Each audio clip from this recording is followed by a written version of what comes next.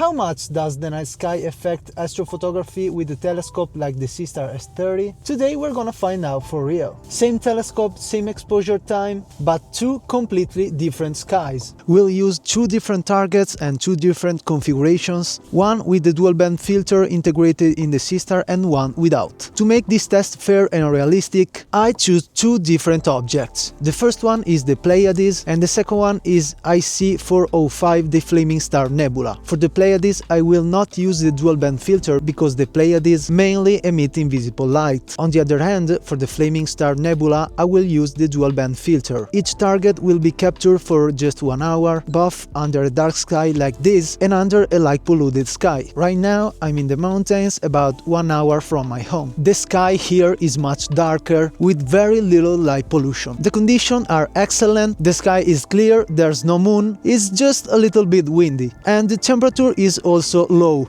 -6 degrees. I'll start with the Pleiades. Let's polar align the Seestar. Alright, I finished aligning the Seestar and I'm ready to begin. I'm 45, just press it, go to, and now the telescope is pointing the Pleiades.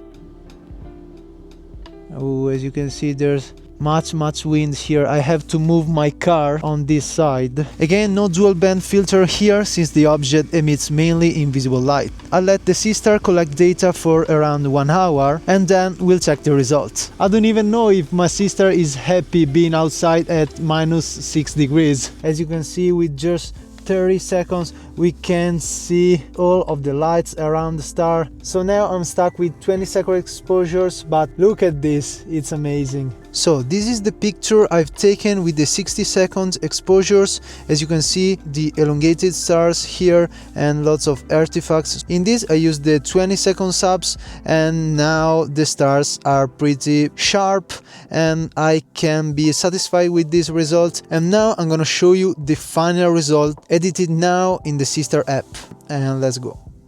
Look at this beauty. This is truly an impressive image, and we'll point at the Pleiades for only 42 minutes. That's amazing. That's amazing, guys.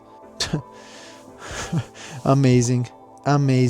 The Pleiades are done, now it's time to move on the Flaming Star Nebula. For this target, I'm enabling the dual band filter integrated into the Seestar S30. This filter should help isolate hydrogen alpha and oxygen and reduce the effects of light pollution. And again, I will collect the data for almost an hour. After collecting all the data, I'll process the images in two different ways. First, directly in the Seestar app to show what you can achieve with minimal processing. Then I'll process the data on my PC with Serial to see how much more detail we can extract. We can definitely see something now, and we only have 7 exposures of 20 seconds each. It's incredible.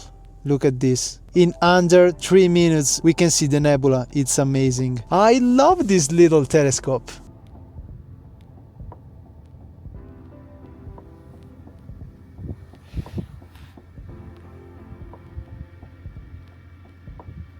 Look at the moon, guys. There's the moon over here. Oh my god. That's amazing. I love astrophotography. I love to be here. Look at me. I'm sitting on the door of my Clio. And with the moon, look how much the night sky changes. Now you can see the snow behind me. The moon is very bright. I think I will sit right here for just a couple of minutes more. So we are currently on the Flaming Star Nebula and we have 1 hour of total exposure time, with just 3 exposures ignored by the app itself. So I'm now going to press stop. Let's edit this image. That's going to make some noise reduction.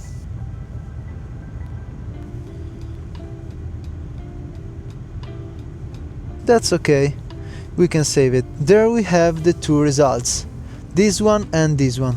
I'm hungry. I just stopped to McDonald's and now I'm gonna eat something. It's a perfect night.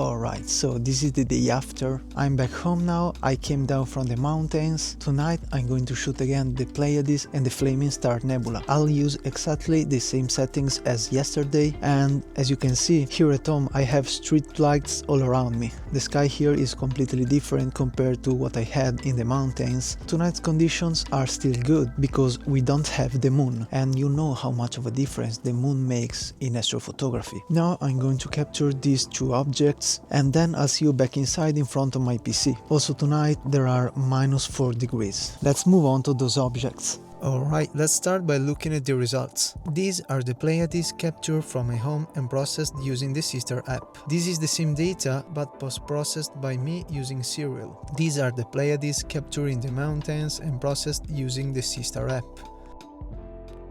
And finally, these are the Pleiades captured in the mountains and post-processed by me in Serial.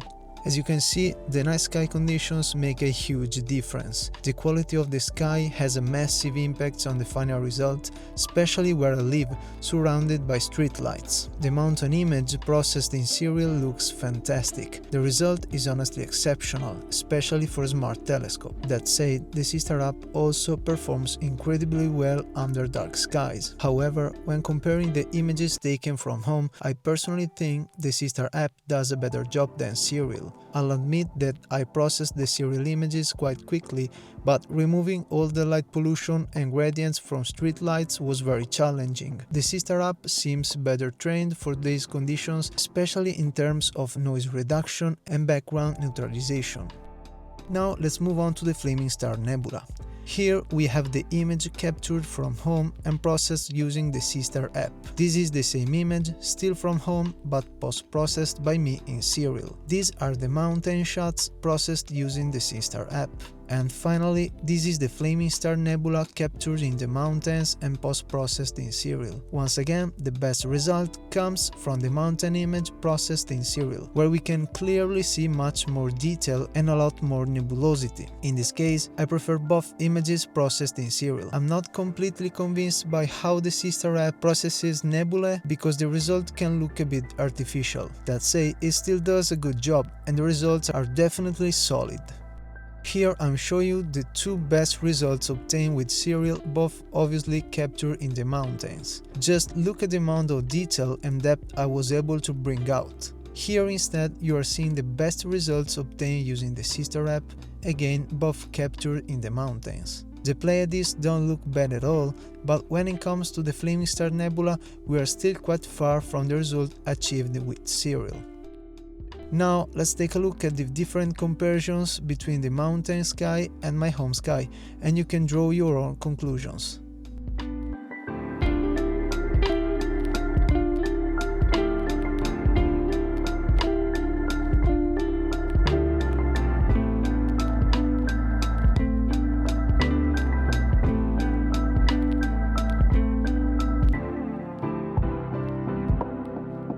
You have seen how much the night sky condition affects the final image. Honestly, I didn't expect such a big difference by just moving 25 kilometers away. The streetlights around my house really destroys my photos. If you're in the same situation, don't worry, you can still get good results. A dark sky is better of course, but we do the best we can with what we have. Those telescopes are small and portable, so you can take them with you and capture great images in a short time. Thanks for watching and see you in the next video. Clear skies.